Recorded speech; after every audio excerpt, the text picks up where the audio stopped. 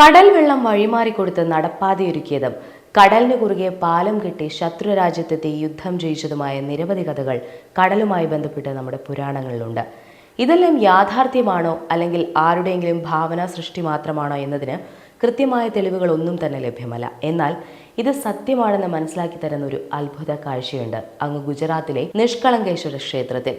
നിഷ്കളങ്കേശ്വര ക്ഷേത്രം ഗുജറാത്തിലെ ഭാവ്നഗറിൽ അറബിക്കടലിന് നടുവിൽ കരയിൽ നിന്നും 1 കിലോമീറ്റർ അകലെയാണ് സ്ഥിതി ചെയ്യുന്നത്.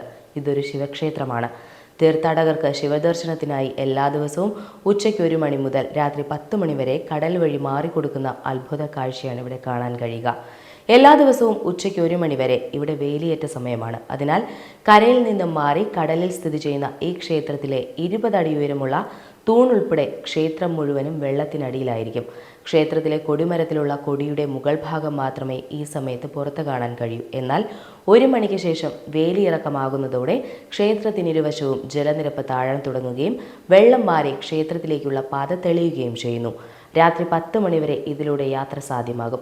ഇത്തരമൊരു പ്രതിഭാസം നടക്കുന്നത് വേലിയേറ്റവും വേലിയിറക്കവും മൂലമാണ്. എന്നാൽ വിശ്വാസികളെ സംബന്ധിച്ച് ഇതൊരു അത്ഭുത കാഴ്ച തന്നെയാണ്.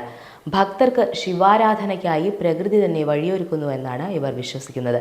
കുരുക്ഷേത്ര യുദ്ധത്തിലെ വിജയത്തിനു ശേഷം തങ്ങളുടെ ബന്ധുക്കളോട് യുദ്ധം ചെയ്തതിൽ പശ്ചാത്തപിച്ച പഞ്ചപാണ്ഡവർ പാപങ്ങൾ കഴുകിക്കളയുന്നതിനുള്ള വഴി തേടി ഭഗവാൻ കൃഷ്ണനെ സമീപിച്ചു. പാപമോചിതരാകുന്നതിന് വേണ്ടി ഒരു കറുത്ത പശുവിനെയും ഒരു കറുത്ത കൊടിയും കൃഷ്ണൻ പാണ്ഡവർക്ക് നൽകി. ഇതുമായി യാത്ര ചെയ്യുക. പശുവിൻ്റെയും കൊടിയുടെയും നിറം വെളുപ്പായി മാറുന്ന ദിവസം നിങ്ങൾ പാപത്തിൽ നിന്നും മോചിതരാകും, കൃഷ്ണൻ പാണ്ഡവരോട് പറഞ്ഞു. കൃഷ്ണന്റെ നിർദ്ദേശപ്രകാരം പാണ്ഡവർ യാത്ര ആരംഭിച്ചു. ദിവസങ്ങളോളം പല നാടുകളിലൂടെ സഞ്ചരിച്ച് പാണ്ഡവർ ഭാവ്നഗറിലെ കൊലിയാഗ് എന്ന സ്ഥലത്തെത്തി. പൊടുന്നനെ അവിടെ വെച്ച് പശുവിൻ്റെയും കൊടിയുടെയും നിറം വെളുത്തതായി മാറി. പാപത്തിൽ നിന്നും മുക്തി നേടിയ പാണ്ഡവർ അവിടെ കടൽ തീരത്ത് ശിവാരാധനയും ആരംഭിച്ചു എന്നാണ് ഐതിഹ്യം. പാണ്ഡവരുടെ സ്മരണയ്ക്കായി ഇപ്പോൾ ഇവിടെ 5 ശിവലിംഗങ്ങൾ സ്ഥാപിച്ചിട്ടുണ്ട്.